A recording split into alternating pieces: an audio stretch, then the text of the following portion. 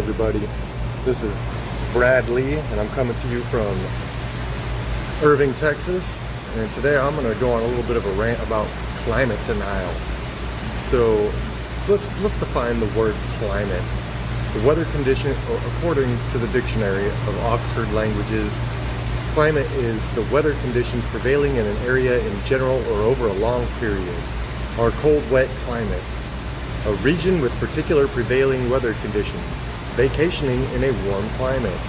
The prevailing trend of public opinion or of another aspect of life, the current economic climate. Okay, nobody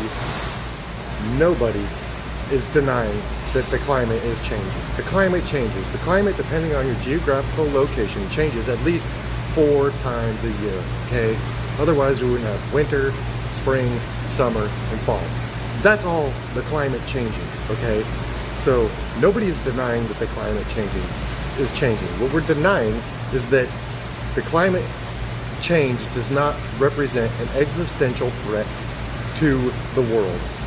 Look, 50 years ago, they were talking about an ice age. Then they started talking about global warming and the ocean sea is going to rise. And if you think that the ice caps melting is going to raise the water levels to a significant level, I got something for you. Go fill up a cup with ice and then fill that cup up with water and then just let it sit there. And when the ice completely melts, tell me if that water overflows the cup. I guarantee you it won't, because the space that is occupied by the ice, when the ice melts, turns into water, and it's going to stay the same level. If the climate change was such a threat, we wouldn't have the same ocean shore lines on the beaches that we have right now. They haven't changed in at least 70 years. So now we're going to go into where does most of the U.S. electricity come from? Because everybody wants to go with renewable resources. Okay, water is a renewable resource. Wind is a renewable resource. And solar is another form of renewable resources. However, the best of those renewable resources is water. But people want to get rid of the hydro dams because of the fish. Some fish can't survive, which is a bunch of BS, because we've had these dams around for a long time. Wind, what happens when the wind doesn't blow? It happened here in Texas last winter. We had multiple blackouts. So that's a bunch of BS. If we would have had our gas-fired power plants, our coal-fired power plants running like we should, because we have no significant replacement for gas or coal-fired power plants. Not one that's efficient or good enough anyways. So saying that we need to get rid of all fossil fuels is just stupid. You can't do it right away, and right now we don't have the capacity to do it. So we need to work into it maybe, but I don't see that that's being a good thing. If the wind doesn't blow, if the sun's not shining, if you got dust on your solar panels, you're not going to get efficient electricity to power your house. So today, most Americans receive their electricity from centralized power plants that use a wide variety of energy resources to produce electricity, such as coal, natural gas, nuclear energy, or renewable resources such as water, wind, or solar energy. Okay, now everybody's big problem is the CO2 emissions. And they say that we have too many coal-fired power plants. Well, let me explain something to you. We don't have the most in the world. China does. China is the #1 place with power plants. And according to Statista, China, mainland China, has 1,110 coal-fired power plants worldwide. You think that China is going to shut down their power plants? They're pretty smart. I don't think they're going to shut down their power plants just because of climate change. That was global warming. That was, oh, we're going to come into an ice age. You're full of shit, and you don't know what you're talking about if you think China is going to do that. Now, next to China would be India with 285 coal-fired power plants. The United States has 240, okay? And we're having troubles with our grid Anyways, so who produces the most carbon emissions? China. You telling me that what we do here and these other countries that don't even care about the Paris Climate Accord are gonna just stop just because we do? No, we're not gonna talk them into it. Let me explain something to you. What do trees feed off of? Carbon dioxide. That's weird here. Let's make sure we get this right.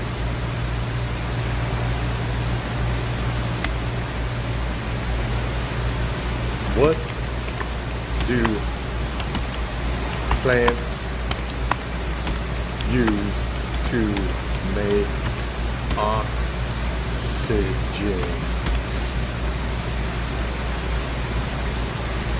Oh, look, carbon dioxide. So we're feeding the trees with all the carbon dioxide. I don't think that anything that we're doing is causing a problem with our climate or anything like that, or maybe respiratory systems, but we're feeding the plants. So you're full of shit. I don't want you in my face. I don't want to hear about climate change. It's all a bunch of bullshit. It's all a bunch of stuff just to get more money for the government. You think the government is going to create change or help anything? The government is better at destroying things than they are creating things. That's why they don't create anything. So please spare me with your climate change and climate denier bullshit, okay? Because you don't know what you're talking about. America is not the leading cause of carbon dioxide pollutants, okay? Get over it. We need it to survive, and we are very good at adapting. So anyways, that's my rant. Solar is not going to help us. Wind is not going to help us.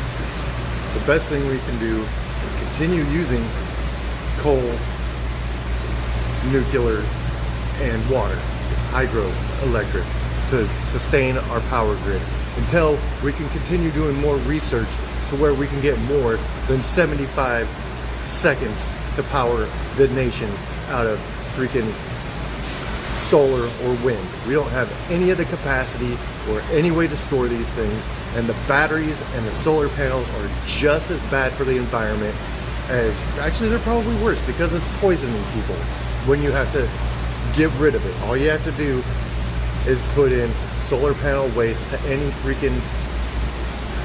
search engine, solar panel waste, and you will find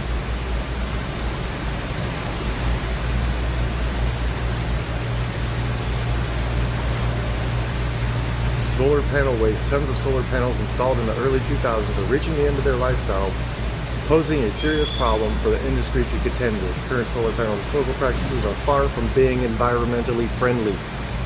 And let's see who this is coming from. Oh, Discover. I'm sure it's a left-wing site.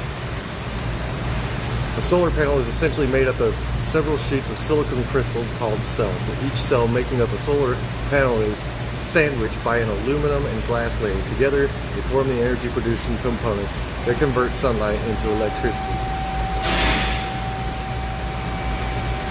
The problem with solar panel disposal. Most solar recycling plants simply remove the valuable silver and copper from the cells and then recycle the contaminated glass and plastic casing by burning them in cement ovens. Since the process is costly and time-consuming, it's more convenient for solar companies to drop the dead panels into landfills or export them to third-world countries. Oh yeah, there we go. That's really helpful. While a properly built landfill should contain most hazardous material in the waste, the developing country may not have the infrastructure or regulations to properly dispose of or imported solar panel waste. Potential leaching of these metals into the surrounding environment can pose a public health problem, especially in a nation without the necessary disposable infrastructure. As society continues to adopt solar power, this problem may worsen in the